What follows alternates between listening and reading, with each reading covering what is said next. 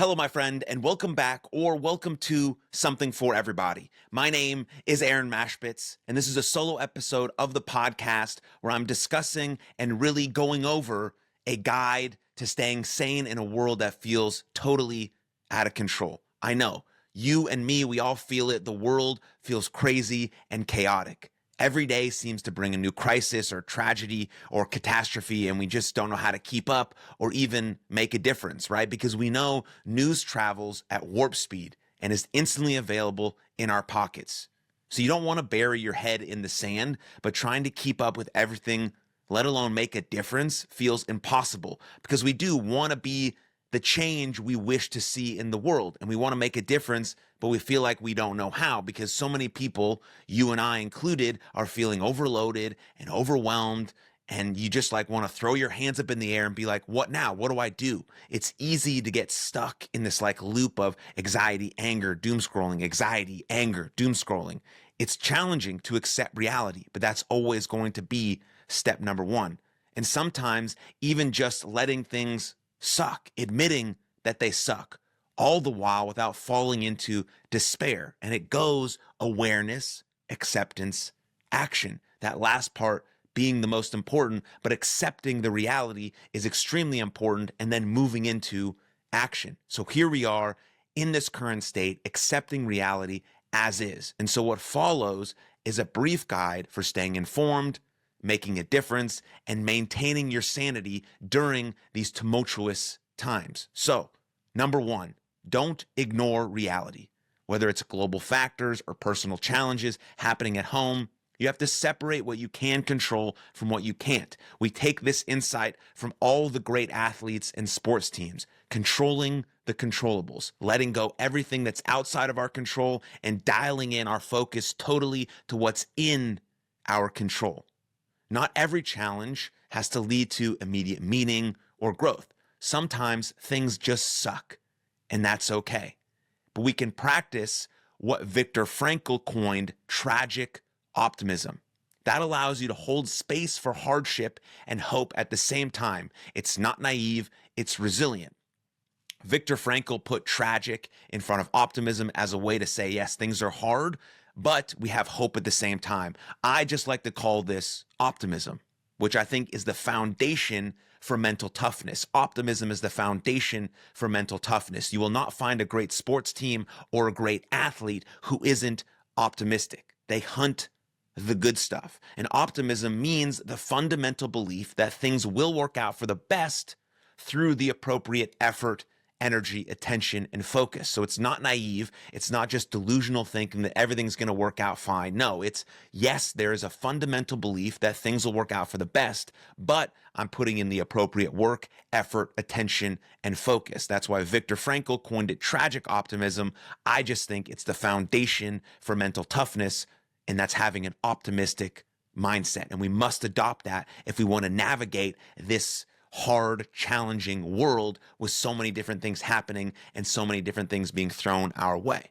And number two, we must normalize saying, I don't know enough to have an opinion about that. Social media has taken this, everyone has a microphone thing and just created so many quote unquote experts on every opinion, on everything and all matters. It's like, no, there's so much information out there. There's way too many complicated subjects for you to even come close to have an opinion on everything. That's why I love doing a podcast, so I can bring on guests who are actual experts in certain subjects, and I can say, I don't know. I don't understand. Can you please explain that?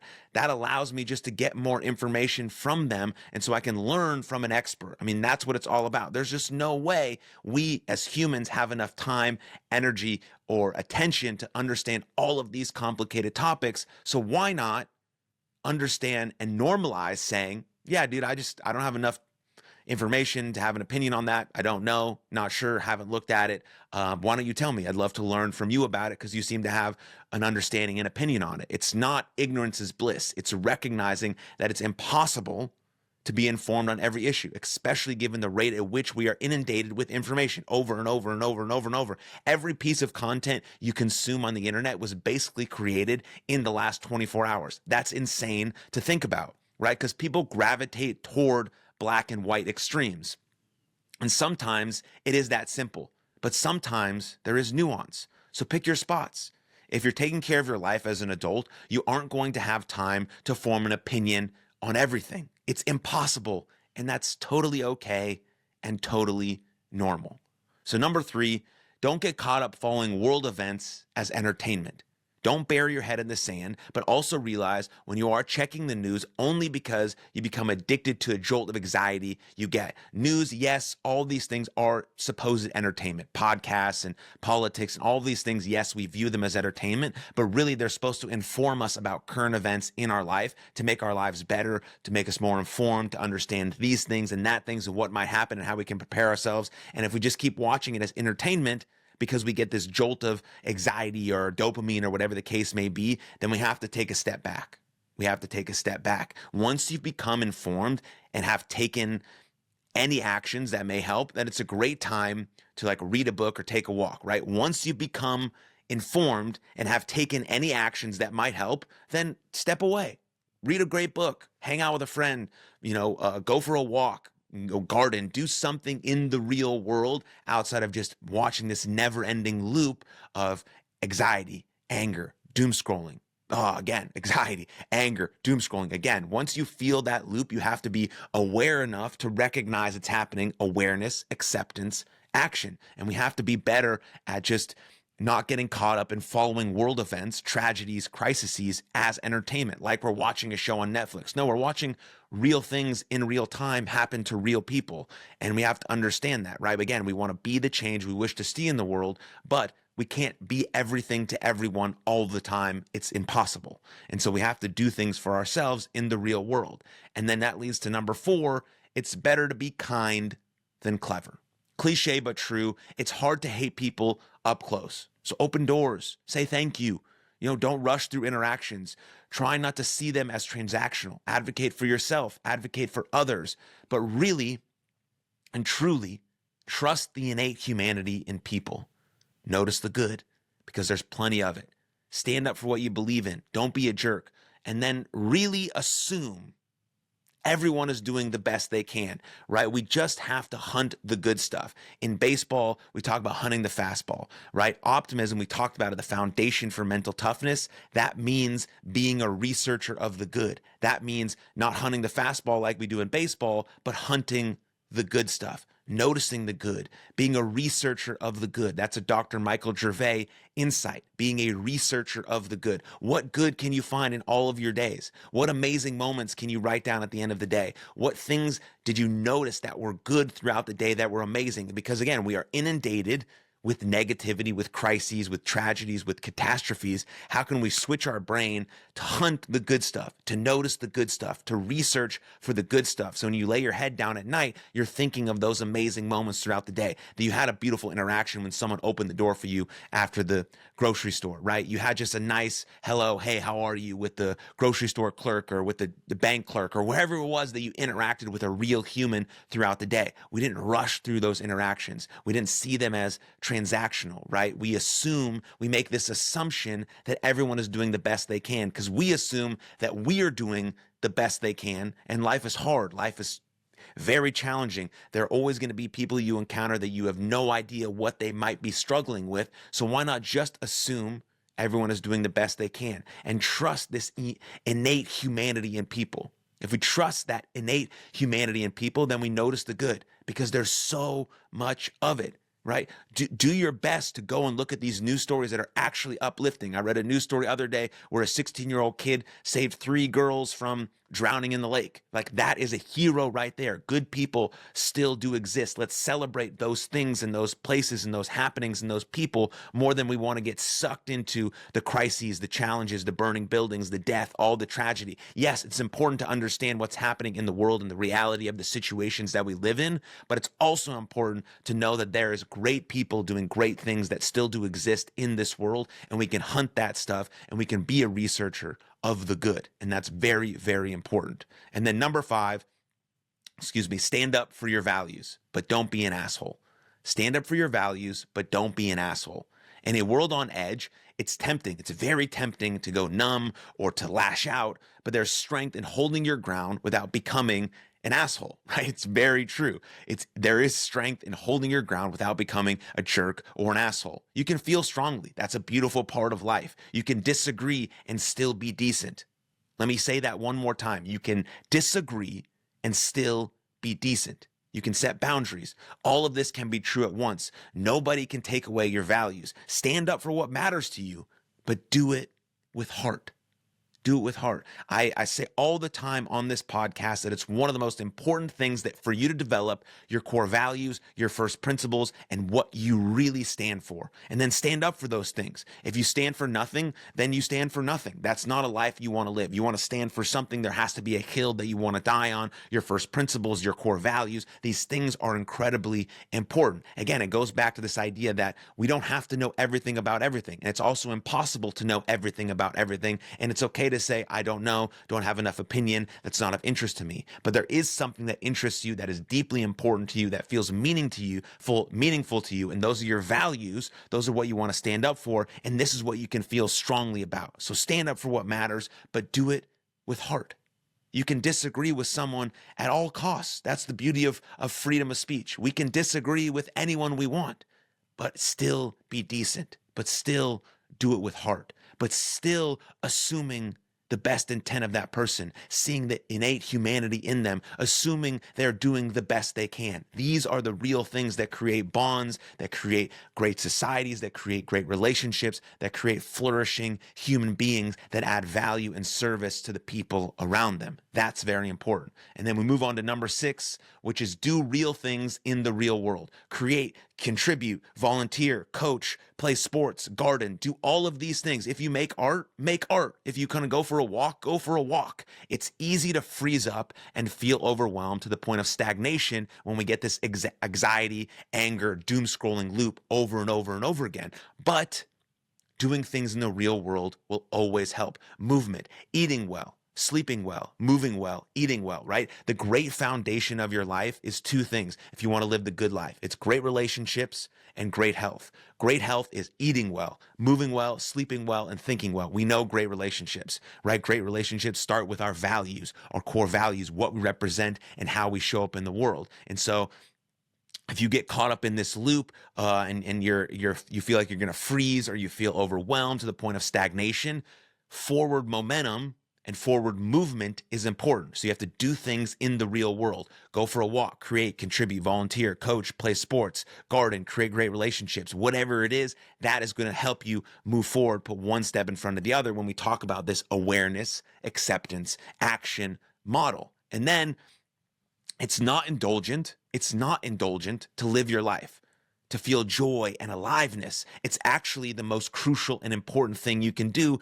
to live the good life and also change the fabric of our society. There is a domino effect of you changing your little community and that bleeding out into all these people that you see. You're focusing on your great health of eating well, moving well, sleeping well, and thinking well. You're dialing in on your relationships, and you're living your life to feel joy and aliveness, and you're doing things in the real world with real people that you love and value, right? It's crucial. People creating and contributing make the world go round. We wouldn't have a world if people didn't create and contribute. Let's do that more often rather than getting stuck in this loop of anger, anxiety, anger, doom scrolling, freezing, stagnation. Like, we need forward momentum. We need to take care of ourselves, eating well, moving well, sleeping well, thinking well, and also really prioritizing creating and contributing in the world through our relationships, our purpose, what feels meaningful to us, all these great things. And so that's really important to understand when you're trying to stay sane in this world that feels a bit out of control. And then 7, don't get sucked into how utterly dumb things can be. Give attention and energy to the right stuff, but you can only give your attention and energy to the right stuff if you know your first principles, if you know your core values. Otherwise, you get sucked in every which direction thinking this is important, this is important, this is important, when really it's not, because you don't know what's most important, because you haven't figured out your first principles and your core values, so you don't actually know what you stand for and what matters most to you. And so when you notice you're consuming information, perhaps especially politics, more like it's WWE or reality television, the most rebellious thing you can do is turn it off. I love WWE. I love it. I watch it. I've been watching it since I was 12. I became a professional wrestler. Now I have a wrestling YouTube channel, right? But politics are not WWE. Even though Donald Trump is in the WWE Hall of Fame, that's maybe a conversation for another time. But if you're consuming information about real people in the real world, like it's an entertainment product, you're not really consuming it in a way that's going to help you digest the information and take action on the thing that matters most to you. You're just watching it to sort of numb yourself or lash out or say something on social or whatever the case may be. WWE and reality television are scripted programs. Politics are real life. Yes, sometimes the characters on there are insane and they say stupid shit and they don't make sense and it's sort of outrageous, the whole idea of it, but it's still about real people in the real world, and these are real catastrophes happening. And so if we just keep consuming information like it's entertainment, even though it sort of is, a podcast and TV is all in the entertainment space, that's why there's so much money given to it, the most rebellious thing we can do is turn it off and not watch it. Get the information that you need that's most important to you, and then turn it off. Turn it off. It's true that sometimes the lines are blurred between this is so dumb and this will have a real impact on me, but be wary of the idiots who want nothing more to do than just sort of bring the anger out of you, to bring the reactions out of you. Because then if you're angry, you're going to react. You're angry, you're going to react. Then it's just like this never-ending cycle of anxiety, anger, doom scrolling, react. Like that's what they want you to get caught up in. And so if you can become aware of that, if you can notice these sort of sensations in your body about how you feel and how it's making you feel, then you can accept that and go into action. The action might just be turning it off, getting into the real world, going for a walk, taking a deep breath, calling a friend, journaling, right? Hunting out the good stuff in your life, building an optimism practice, right? All of these things are more important and more productive and more serviceable to the flourishing of your life rather than just consuming and consuming and consuming and consuming. The whole point of consuming news and news stories is so that we can take action in our life to make a fucking difference, not just keep consuming over and over again to be overloaded with information, but it's consume just enough so we can take action on the things that matter most to us in our life. And so maybe the most rebellious thing you can do is turn it off. And turn it off and go back to doing real things in the real world with real people and taking care of your health and your relationships, because that's the most important thing we have, regardless of anything else that might be going on. If we don't have great health or great relationships, we can't make a difference in this world no matter what we consume. And so then number 8 leads us to sort of putting it all together, which is practice emotional flexibility. We know that research shows that people who make room for hope while also feeling loss demonstrate greater resilience. Toxic positivity and delusion lead to denial that anything is ever wrong. We don't want that. Not this sort of delusional sense of positivity that everything is fine all the time and we don't have to do anything about it, right? That's sort of naive optimism. That's a dangerous mindset to adopt, right? And then we have this extreme pessimism and despair suggest any action is pointless. We don't want to adopt those two mindsets. We want to adopt the mindset that I talked about a little earlier, which is optimism, or Viktor Frankl called it tragic optimism, which is committing to wise hope and wise action. This requires not being afraid to feel sadness while at the same time experiencing joy and keeping your resolve, right? You don't have to pretend that everything is fine when nothing feels fine.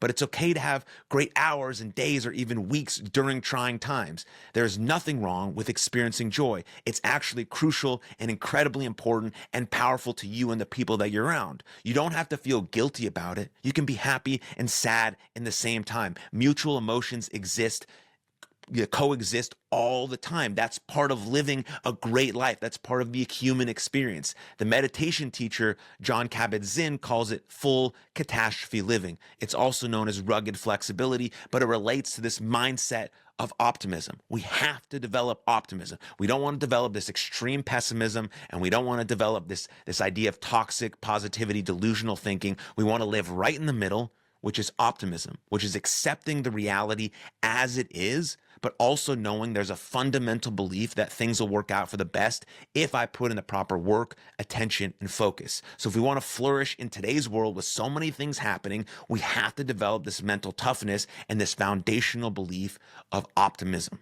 You can call it tragic optimism, or you can just call it optimism, but it's the number one mindset that we can develop to handle this world and keep our sanity through everything that happens. It's developing optimism, the foundation for mental toughness, and the fundamental belief that things will work out for the best through the proper work, effort, attention, and focus. And it's about being a researcher of the good, hunting the good stuff, and building that mindset into your life and who you are. And it's the best way that we can handle what's happening in life and also flourish to the absolute best of our ability in greatest service to the world. So to wrap us all up, it's about accepting reality, creating space to feel what you're feeling, separating what is within your control from what is not, right? Understanding that we have to control the controllables, practicing this idea of emotional flexibility, protecting our sanity through optimistic thinking, and finding things that make you feel alive, right? Awareness,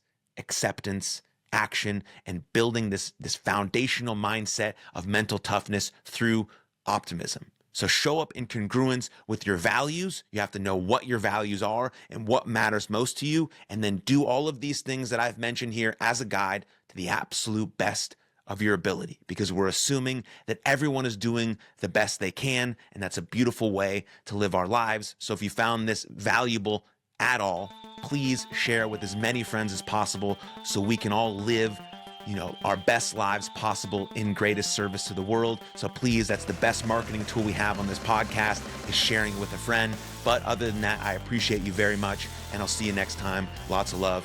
Cheers. Thank you very much for tuning into that episode. And if you enjoyed it, click right here for another full-length episode of the podcast. And please don't forget to subscribe. But most importantly, above all else, please take good care of yourselves and others. And I'll see you next time. Lots of love. Cheers.